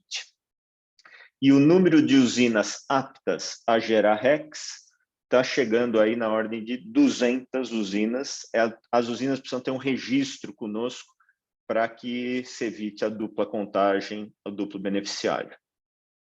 Essas são as empresas hoje, na verdade não hoje, esse painel de logotipos deve ter um mês de atraso, hoje são pouco mais empresas, são as empresas onde vocês podem adquirir os RECs. Então, tem aí empresas de energia especificamente, vamos olhar aqui a AES, CEMIG, CPFL, mas tem também aqui comercializadoras de energia e também brokers que fazem esse trabalho de venda de certificados de energia renovável. Então, como é que funciona o REC? Então, a organização ela pode relatar as emissões de escopo 2 por dois métodos, por localização ou pela escolha de compra. Pela localização, se deve usar o fator médio do grid, que hoje é por volta, que relativa a 2020, foi 62 quilos de CO2 para cada megawatt-hora. Então, cada megawatt-hora que a sua empresa consumiu, você tem que reportar 62 quilos. Então, a tua pegada de carbono é incrementada em 62 quilos para cada megawatt-hora. Se você usa o escopo 2, reporte por localização. De 2, 3 anos para cá, salvo engano, 3 anos para cá, é permitido que no Brasil se faça o relato pela escolha de compra. Então, deve-se usar o fator específico de energia que você está comprando. Se você tem RECs, ou se você consegue comprovar a origem da sua energia, você vai usar o fator de emissão daquela energia, que, por definição do protocolo GHG, para hídrica, eólica e solar é 0, e para biomassa depende da biomassa, né? A biomassa ele tem um pequeno fator de emissão, é menor do que o do grid, mas não é 0, mas garante energia 100% renovável. Então, se você quiser declarar uma pegada de carbono menor relativa ao escopo 2, o REC é um instrumento para você dar origem à sua energia. Ou seja, você pode ter até 100% da energia renovável rastreada de forma a ter garantia de origem. Os principais drivers de compra de RECs, a gente tem aí no meio o Programa Brasileiro Protocolo, do GHG Protocol, que é o programa quando as empresas querem declarar uma pegada de carbono menor usando o escopo 2 na escolha de compra. Então, dos 156 membros, a gente tem aí cerca de, no ano passado, foram algo, no ano passado não, 2019, foram algo como 20 membros que declararam origem de energia. Se a sua empresa quer entrar no ISE da B3 ou no Índice de Carbono Eficiente, o REC é um instrumento para ganhar pontos no ISE, porque você está rastreando sua compra de energia. Você também entra aí no Índice de Carbono Eficiente, você diminui a sua pegada. Dow Jones, o Índice de Sustentabilidade do Dow Jones, também considera compra de RECs como um ponto.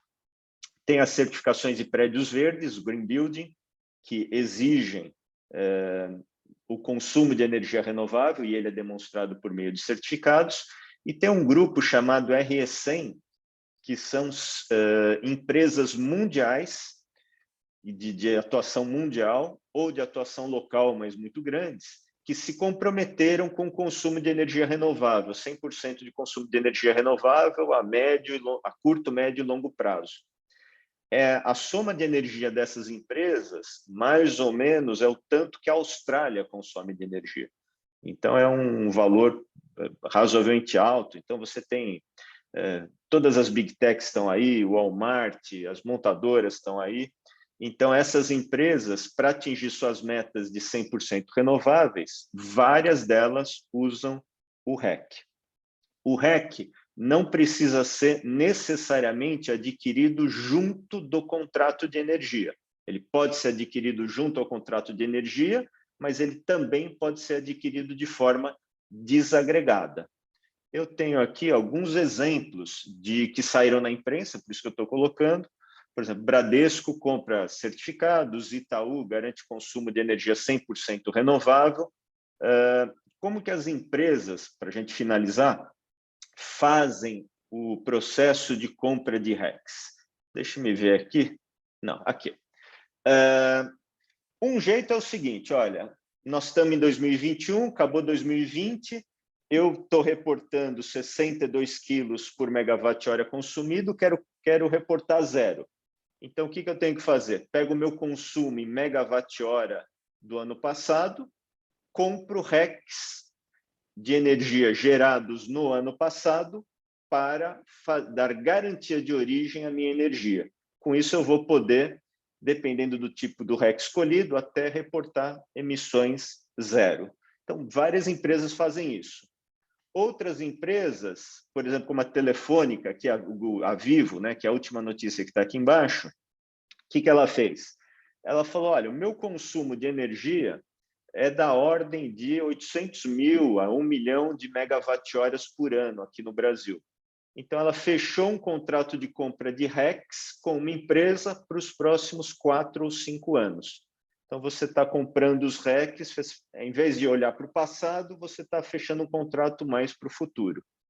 E outras empresas, o que elas estão fazendo? Que estão no Mercado Livre, elas têm os seus contratos de compra de energia sendo renovados. Então, o que ela faz? A cada renovação, no ato da renovação, ela pede para o gerador ou para a comercializadora com qual ela tem contrato, para cada megawatt-hora que ele está comprando, gerar um REC e aposentar no nome da própria empresa. Então, esse é um instrumento que está sendo usado. A gente acredita que esse ano nós vamos fechar com algo em torno aí de 10 milhões de RECs emitidos no Brasil. Eu fico à disposição para as perguntas, que devem ser várias. Obrigado, Guilherme, Carolina, Jéssica. Fernando, são várias mesmo, até me perdi aqui. Peraí, deixa eu só ver onde que começou, porque foram muitas. Então, vou seguindo aqui em ordem, da mais antiga para a mais nova. Como o REC conversa com o CBIO? São ativos semelhantes com objetivos diferentes? Um para energia renovável e outro para o setor de biocombustíveis? Pergunta do Gabriel aqui. Tá. É um pouco complexa essa questão. Eles são ativos diferentes. O que é o CBIO? O CBIO representa um carbono negativo, é uma redução de emissão. Você, ao comprar um CBIO, você cria o direito de abater 1 tonelada do seu inventário. Então, você está comprando um produto negativo. O REC não. O REC é como se fosse um adendo à tua nota fiscal de compra de energia. Quando você compra energia, vem lá, X megawatt-hora cinza. Quando você compra o REC, você põe um anexo a essa conta de energia dizendo, ó, não é cinza não, essa energia de eólica. Tanto é que a moeda do CBIO é tonelada de CO2. A moeda do REC é megawatt-hora. O REC não trabalha com tonelada de carbono. O REC é megawatt-hora. Então, são ativos diferentes. Mais uma aqui da Yara. Quando já se compra energia incentivada proveniente do Mercado Livre, é necessário obter o I-REC ou outra declaração que eu possa considerar essa fonte no inventário de emissões? O que acontece? O gerador de energia que está fornecendo energia incentivada, ele pode gerar RECs e vender esses RECs para quem ele quiser. Então, o simples fato de haver um contrato de energia incentivada não garante a rastreabilidade da energia. Por quê? Porque o gerador pode estar vendendo esse REC para outro cliente. E aí causa a tal da dupla contagem, a dupla contabilização. Então, normalmente, contratos, isso até o próprio protocolo de GHG colocou no seu guia, na sua nota técnica, que o simples contrato não é suficiente. Há necessidade de outras garantias. O REC é uma delas. Ainda nessa linha aí, sobre os RECs, se compramos energia renovável do Mercado Livre ou se temos uma produção via geração distribuída, precisamos de RECs para garantir a origem? Se sim, por quê? Já não estamos incentivando a produção de energia renovável? Seria como comprovar a origem duas vezes? Não, o que acontece é o seguinte, como eu falei, o REC é um ativo gerado pelo gerador. Ele nasce no gerador. Então, por exemplo, a Vivo, ela comprou RECs de uma usina que tem contrato com alguém. Então, esse alguém está comprando energia cinza, sem rastreabilidade. E o REC foi para Vivo, para o Grupo Telefônica. Assim que funciona o mercado no mundo inteiro. Então, o contrato não é uma evidência suficiente. Isso é reconhecido mundialmente. Precisa de outras garantias. Mais uma aqui, Fernando da Elaine. As centrais geradoras hidrelétricas podem também integrar o sistema de REC? Sim, sem restrições. Quem é autoprodutor de energia renovável também precisa adquirir os RECs? Então, essa daí meio que... Tá legal. falou. Se você é autoprodutor e tem uma conexão física na sua empresa, por exemplo, você tem energia eólica ou você queima alguma biomassa e essa energia entra direto no seu sistema, ou seja, essa geração de energia está dentro de sua planta, não precisa, até porque isso pode ser contabilizado em escopo 1, nem em escopo 2, essa biomassa queimada. Tá? Se você é um autoprodutor off-site, tá? O instrumento de REC é um instrumento aceitável para gerar a origem dessa energia. Mais uma aqui. E GD também vale a mesma coisa. GD é o mesmo conceito. Se você tem GD na sua planta, não é necessário. Se você tem GD remoto, o REC é um instrumento necessário para dar rastreabilidade dessa energia. Tá. Do Marcelo aqui. Energia gerada a partir de resíduos sólidos é considerada energia renovável? Sim, se for de biomassa, sim. A biomassa que, por exemplo, iria para o aterro e eu estou queimando, é permitido geração de RECs a partir dessa energia. Uma do Brian aqui da Bom Futuro. Se eu produzo energia e envio para o SIM, essa energia é descontada em uma outra unidade da empresa, da qual utilizo o SIM para envio de energia até o local. Essa energia pode ser considerada limpa? Sim, é considerada limpa. Agora, se o usuário da energia quiser reportar emissões sem ser do SIM, porque, de qualquer forma, ele está no sistema integrado, se quiser fugir dos 62 quilos por megawatt-hora, precisa haver a garantia do REC. Tá? Quando a empresa é autoprodutora, o sistema de aposentadoria do REC é mais simples e menos custoso. Então, não preciso comprar energia incentivada no Mercado Livre, é só comprar os iRECs? Sim, sim. Por exemplo, é o que a Telefônica fez, a Vivo fez. Tá? É uma forma de atuação. O que acontece é que as empresas, agora que o instrumento se torna mais conhecido, estão vinculando os seus PPAs, os seus contratos de compra de energia, com o REC. Ou seja, os RECs estão passando a ser um requisito incluído no contrato de compra de energia. Isso é a solução mais elegante. Ô, Fernando, então, na prática, adquirir RECs tem a mesma finalidade que comprar créditos de carbono para o escopo 2? Não! Tá? É bem diferente. Quando você adquire RECs, a tua pegada de carbono é zero. Você vai reportar lá na abordagem da fotografia pegada de carbono zero. Se você compra crédito de carbono, a sua pegada de carbono é alta, é 62 quilos por megawatt-hora, e você está abatendo, usando créditos de carbono. Então, são coisas diferentes.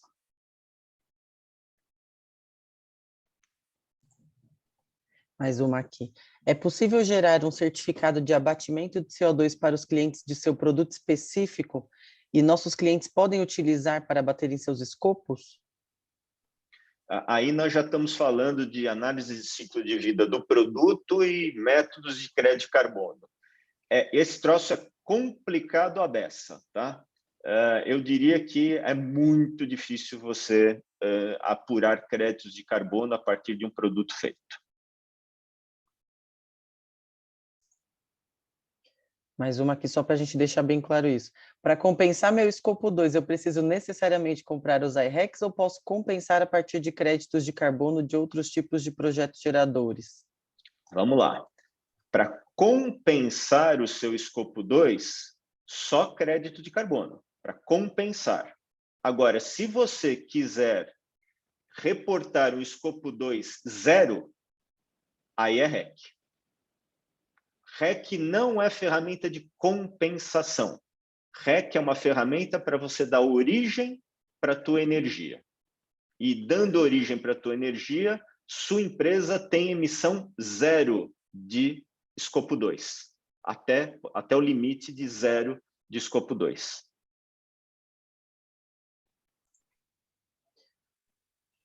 Da Vanessa aqui da Iguá. A energia que comprei do iREC pode ser abatida do que consumo pelo SIM? De novo, não é abatimento. Se você, por exemplo, consumiu 2.000 megawatt-hora no ano passado e você tiver 2.000 RECs de energia do ano passado, você vai reportar zero de emissão de escopo 2. Ah, mas eu consumi 2.000 e só tenho 1.000 RECs. Ok, para 1.000 megawatt-hora você vai reportar zero. Para os outros 1.000, você vai reportar 62 quilos por megawatt-hora. Tá. Rolou aqui uma confusão ainda, que o pessoal está comentando, que no último treinamento a gente disse que o REC não abatia as emissões da abordagem de localização. E aí o Fernando disse o contrário. Pessoal, o Fernando não disse o contrário, ele disse exatamente isso, que é na abordagem de escolha de compra que você consegue abater as emissões de escopo 2. A de localização, que é obrigatória no GHG, todo mundo vai reportar pelo fator do grid, tá? Mais uma aqui para você, Fernando. Ao invés de comprar REC, se eu utilizar a autodeclaração de produção de energia limpa, posso declarar no inventário do GHG a energia sem a pegada de carbono gerada pelo SIM? Sim, pode. O GHG no Brasil permite isso com autodeclaração. Tem uma lista de critérios de qualidade que tem que ser atendidos. Se esses critérios de qualidade, que aliás são iguais ao REC, né? O REC é uma forma de simplificar esses critérios de qualidade, mas é possível. No Brasil, não é obrigatório o uso de REC para fazer o reporte de escolha de compra. Apesar de ser bem mais fácil, não é obrigatório. Você vai pedir uma série de garantias de origem para o teu fornecedor de energia. Se ele é um comercializador, é muito difícil, porque às vezes ele te entrega um mix. Se ele é um gerador, aí certamente ele consegue provar a origem da energia. Uma última aqui para finalizar, então. Então, quer dizer que dessa forma é impossível zerar o escopo 2, certo? Sobre Veja, aquela resposta da localização. Vamos lá. Na abordagem de localização, sim, é impossível, a não ser que a matriz brasileira vire zero daqui a talvez 20 anos, 30 anos, quem sabe, com hidrogênio entrando, talvez. Agora, o que está ao alcance das organizações é reportar pela escolha de compra e elas conseguem reportar até o limite de zero, é possível. Lembrando que uma empresa, se ela consome 1.000 megawatt-horas, ela deveria comprar 1.000 RECs para usar no escopo 2. Ah, então eu posso comprar 2.000 RECs para usar como instrumento de abatimento? Não. Por quê? Porque REC não é instrumento de compensação de emissões, não é instrumento de abatimento. Uma empresa que compra mais RECs do que seu consumo de energia não faz nada com esses RECs, a não ser queira doar para fornecedores por exemplo. Tem mais alguma pergunta para o Fernando, Carol? Não, foram só essas todas. Só essas. Só esse pouquinho de pergunta. Então, para ver que é um tema bastante quente, o certificado de energia renovável, e deu para perceber também que existe bastante dúvida sobre a utilização do certificado de energia renovável, tanto dentro do programa GHG, como fora dele, né? Então, obviamente, quero agradecer bastante o Fernando, mas quero também fazer algumas colocações, tá? Que eu acho que são importantes. Então, a gente falou de dois tipos de certificados. O crédito de carbono, que é uma redução de emissão certificada, e o REC, que é um certificado de que 1 megawatt-hora de energia renovável foi gerado, tá? São dois certificados que representam coisas diferentes, apesar de eles estarem inseridos no mesmo contexto, tá? E é importante ressaltar que esses dois certificados, eles não foram criados para serem utilizados no programa GHG, no Brasil ou no GHG internacional. Eles existem para além do programa GHG, tá? Eles têm finalidades diversas, mas, em geral, de estimular, né? O crédito de carbono estimula que uma redução de emissão seja feita de forma certificada, e o REC estimula que 1 megawatt-hora de energia renovável seja gerado de forma certificada, tá? Então, eles existem para além do programa GHG, e aí dentro do programa GHG, o uso do crédito de carbono e o uso de REC, pode ser feito. Existem regras diferenciadas para como que você pode usar o REC no seu escopo 2 e como é que você pode usar o crédito de carbono para, em campos qualitativos do inventário, falar que você está compensando as suas emissões. Se alguém está com dúvidas ainda sobre como que eu uso o REC no programa GHG ou como eu posso usar o crédito de carbono no programa GHG, entre em contato com a gente que a gente pode esclarecer isso direitinho, tá? Em linhas gerais, para finalizar, se você for comprar um REC ou um crédito de carbono, é importante você prestar atenção em algumas coisas para garantir que você está comprando algo de qualidade, tá? Primeiro, qual é o padrão que foi utilizado, tanto para o crédito de carbono como para o REC? É um padrão com qualidade? Ele tem credibilidade nacional ou internacional? Tá? Se informe sobre o padrão que está sendo utilizado. Não tem padrão? Então, aí tem que acender uma luz vermelha para você. Será que eu vou mesmo investir meu dinheiro em uma coisa que não usou um padrão com qualidade? Então, padrão é um ponto muito importante, tá? Outro ponto importante é a certificação, principalmente no caso do crédito de carbono. Esse crédito de carbono ele foi certificado por uma empresa de auditoria que é acreditada para fazer esse tipo de trabalho, é uma empresa de auditoria séria, tem reputação, tá? É muito importante que haja essa auditoria, que haja essa certificação, porque ela vai garantir, de fato, que o que está sendo falado aconteceu, né? Seja a redução de emissão ou seja a geração de 1 megawatt-hora, tá? E ela também vai garantir que você vai poder fazer essa comunicação sua com maior tranquilidade, né? Porque mesmo que um padrão internacional seja utilizado, o carimbo da certificadora ela dá mais qualidade, mais tranquilidade para aquilo que você adquiriu, tá? O terceiro ponto que eu quero ressaltar e o último é onde isso está registrado. O crédito de carbono e o I-REC, ele precisa estar registrado num sistema de registro online, né? Justamente tinha uma dúvida sobre dupla contagem, justamente para evitar dupla contagem, para você saber quem é o proprietário desse crédito de carbono. Porque o sistema de registro, ou certificado de energia renovável, o sistema de registro ele vai falar isso. Quanto foi gerado de crédito de carbono ou de megawatt-hora? Quem é o proprietário disso, tá? E aí esse proprietário pode ser um proprietário intermediário, por exemplo, é alguém que ainda vai passar para frente, vai vender, né?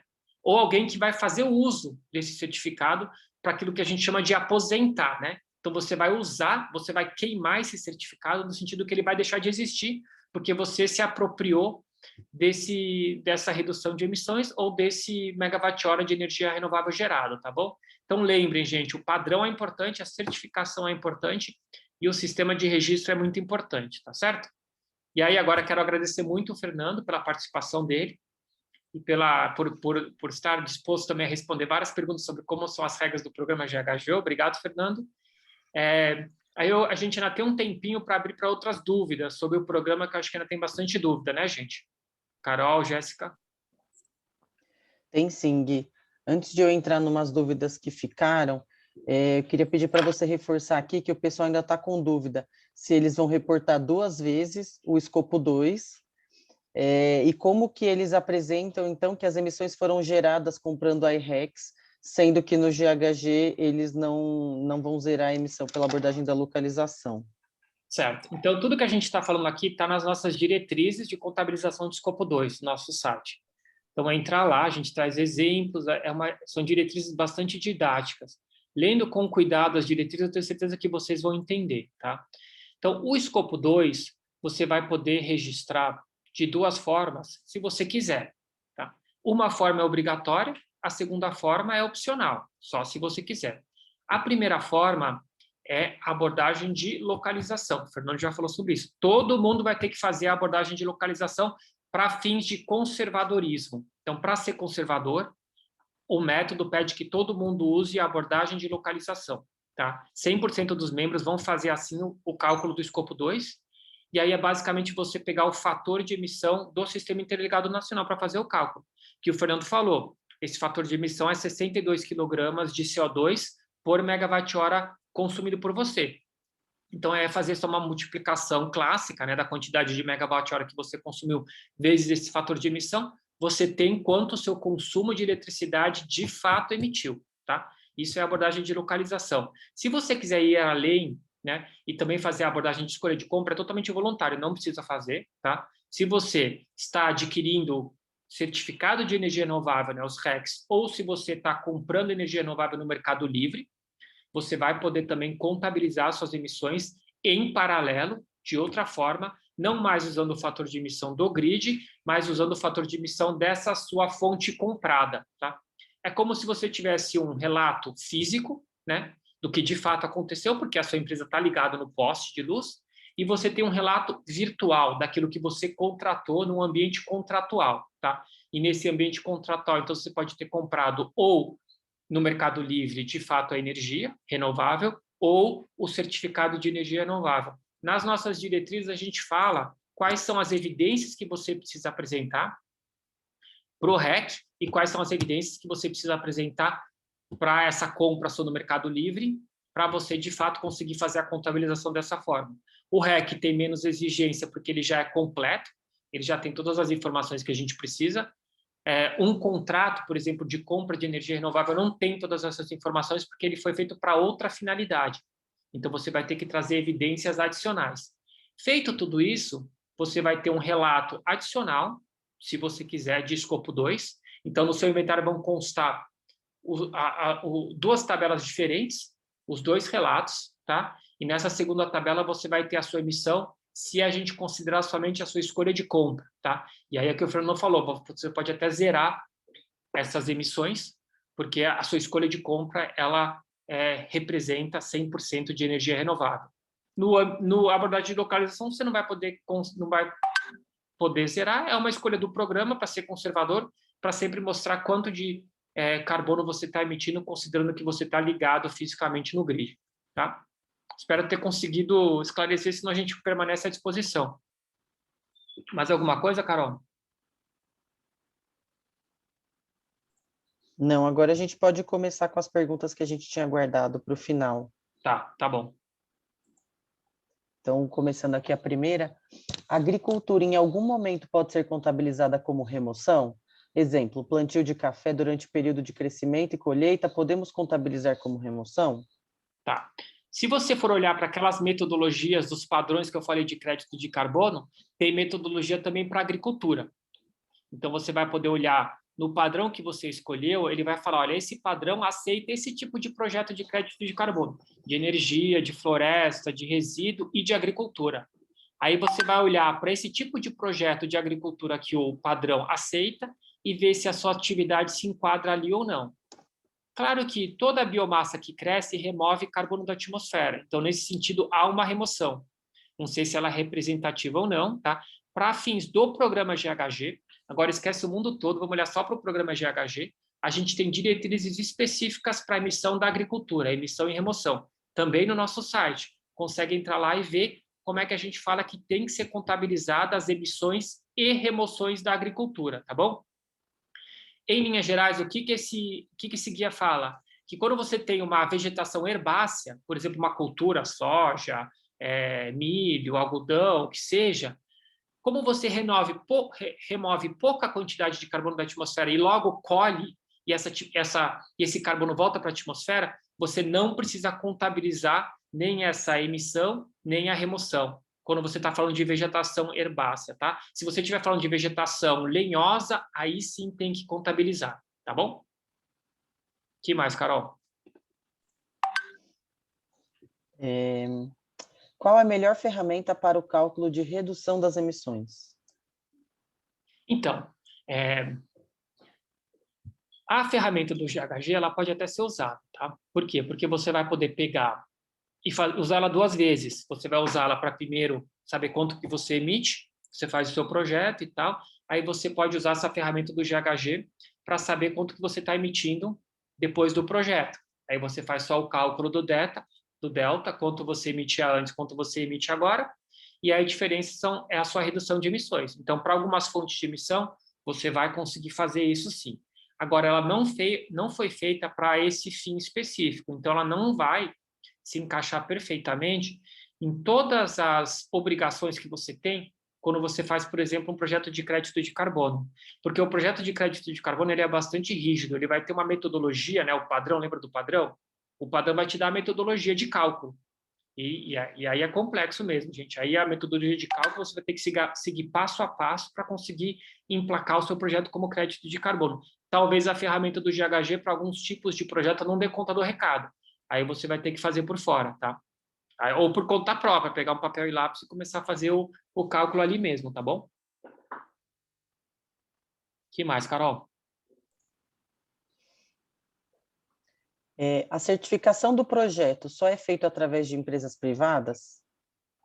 Olha, a certificação do projeto é feita por empresas ou organizações acreditadas pelo padrão que foi usado no projeto, tá bom? Da mesma forma como no programa GHG, você só pode fazer a certificação do seu inventário por organizações que foram acreditadas, no caso pelo Inmetro, para fazer essa certificação. Nada impede uma organização sem fins lucrativos, uma fundação, uma ONG, se acreditar para fazer a certificação, tá bom? Então, pode ser também uma empresa sem fins lucrativos. Aproveitando, podemos citar algumas empresas que certificam crédito de carbono? Olha, a gente não cita nenhuma empresa, entendeu? Para não priorizar, né, ou fazer anúncios para qualquer empresa. As empresas que certificam inventário, então, no site do Inmetro, se você, de repente, a Carol pode colocar essa referência aqui no chat, no site do Inmetro você tem toda a lista de empresas que certificam inventário. Muitas delas certificam também projetos de crédito de carbono. Então, talvez você possa começar por aí. Uma que chegou aqui agora, Gui. Podemos revender os RECs uma vez adquiridos? Pode, o REC ele é transacionável. Se você não se apropria, né, desse atributo ambiental associado ao REC, ou seja, se você não usa ele no seu escopo 2 ou alguma coisa assim, né, você não usa ele para falar, olha, eu estou incentivando a geração de energia renovável, você não aposenta esse REC, aí você pode revendê-lo. Quando você se apropria, você aposenta esse REC, você indica para o registro, né? Lembra do registro, que é importante? Você indica para o registro, eu estou me apropriando dessa geração de energia renovável, aí você não pode revender porque ela já não existe mais, já foi queimada, já foi utilizada. Você não pode ficar usando um REC ad eterno por várias organizações, porque a gente está falando só de 1 megawatt-hora de energia renovável gerada, tá bom? Mais uma aqui, Gui. Poderia dar mais exemplos de como a gente consegue evitar a dupla contagem de créditos de carbono e aprofundar métodos de identificá-la? É o sistema de registro, tá? Tem que ter um sistema de registro para você evitar que haja dupla contagem, tá? Porque senão, como é que você vai saber se em algum lugar do mundo, do Brasil, alguém também está se apropriando dessa redução de emissão que você está comprando? Você vai ter que acreditar na palavra do vendedor, né? Se existe um sistema de registro único para crédito de carbono ou para REC, e existe para a maioria deles, aí nesse sistema de registro ele te dá essa credibilidade de não haver dupla contagem. Por quê? Porque no sistema de registro vai estar indicado quem está se apropriando desse certificado, tá bom? A última aqui, Gui. Se eu mando resíduos para coprocessamento em fornos de cimento, posso compensar? Como fazer isso? Tá, aí é aquela resposta geral, né? Você vai ter que olhar nesses principais padrões que a Jéssica mandou, entrar no site de cada um deles e ver que tipo de projeto eles aceitam para cada padrão, tá? Se o seu projeto se enquadra num dos projetos aceitos por esse padrão, se você cumprir com todos os requisitos, você vai conseguir. O que o crédito de carbono pede em linhas gerais? Né? Que haja uma redução de emissões em relação a uma linha de base. Então, você vai ter que conseguir argumentar que existe uma tendência, uma linha de base, ou seja, se aquele projeto não tivesse sido feito, aquela linha de base continuaria valendo, continuaria existindo, o meu projeto ele difere dessa linha de base, e a diferença entre a diferença entre as emissões de linha de base e as emissões do meu projeto, essa é a redução de emissões.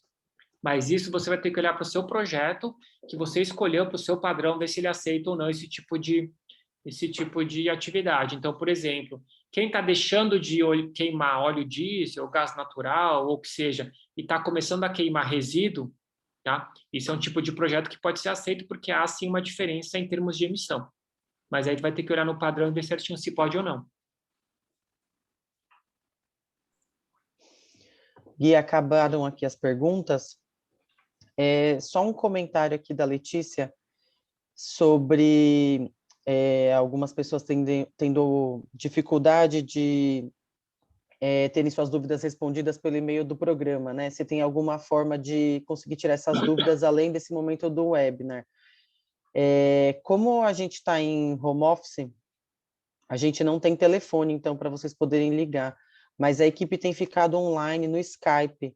Então, para dúvidas mais rápidas que vocês tenham, que não dá para esperar uma resposta por e-mail, porque realmente a nossa demanda de e-mails é muito grande todos os dias, e às vezes a gente demora um pouco para responder, vocês podem procurar a gente no Skype, que a gente responde vocês mais rápido por ali. Tá. Complementando, a gente vai estar agora, principalmente no mês de junho, né, que é o último mês que vocês têm para preencher as informações. A gente vai ter essas 3 pessoas que vocês estão vendo aí, totalmente disponíveis para responder dúvidas, tá bom? Seja por Skype ou seja por meio de calls. A gente vai ter o nosso plantão de dúvidas também, tá certo? Então, mandem as suas dúvidas pro e-mail do programa. Se ninguém responder, pode mandar um e-mail bravo, vocês não estão respondendo, tá? Porque aí vai ser mesmo pela demanda que a gente não conseguiu chegar na sua dúvida, mas pode mandar um lembrete, olha, se eu mandei uma pergunta para vocês faz 2 dias, vocês não responderam ainda. Se foi no mesmo dia, espera um pouquinho, tá? Mas se já foi 2 dias que você pode mandar um e-mail, pode ficar bravo, que aí a gente vai tentar responder, tá? E aí a gente pode ir pelo Skype, a gente pode ir por call, Teams, Zoom, o que seja, para a gente tirar todas essas dúvidas, tá bom? Tinha uma dúvida também sobre curva Mach, né, Carol? Sobre onde estão as referências para você conseguir construir uma curva Mach.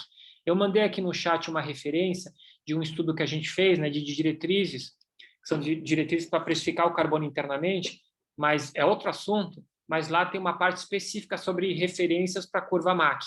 A gente fala como é que faz, que são 4 passos, se eu não me engano, para você fazer a sua curva Mach, e a gente dá referências, tá? Eu coloquei aqui o link no chat.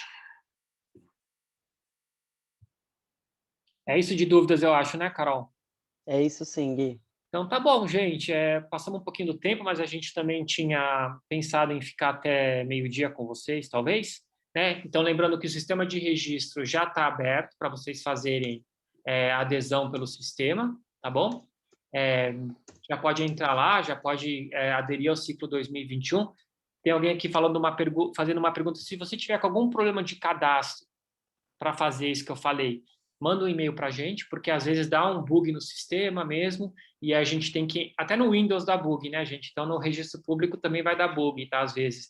E a gente tem que entrar em contato com o nosso provedor de TI, que vai manualmente fazer o seu cadastro, tá? Então, mande essa informação para a gente, mas, em princípio, todo mundo está acessando normalmente o registro, mas se vocês tiverem alguma dificuldade, avisam a gente, por favor, tá bom?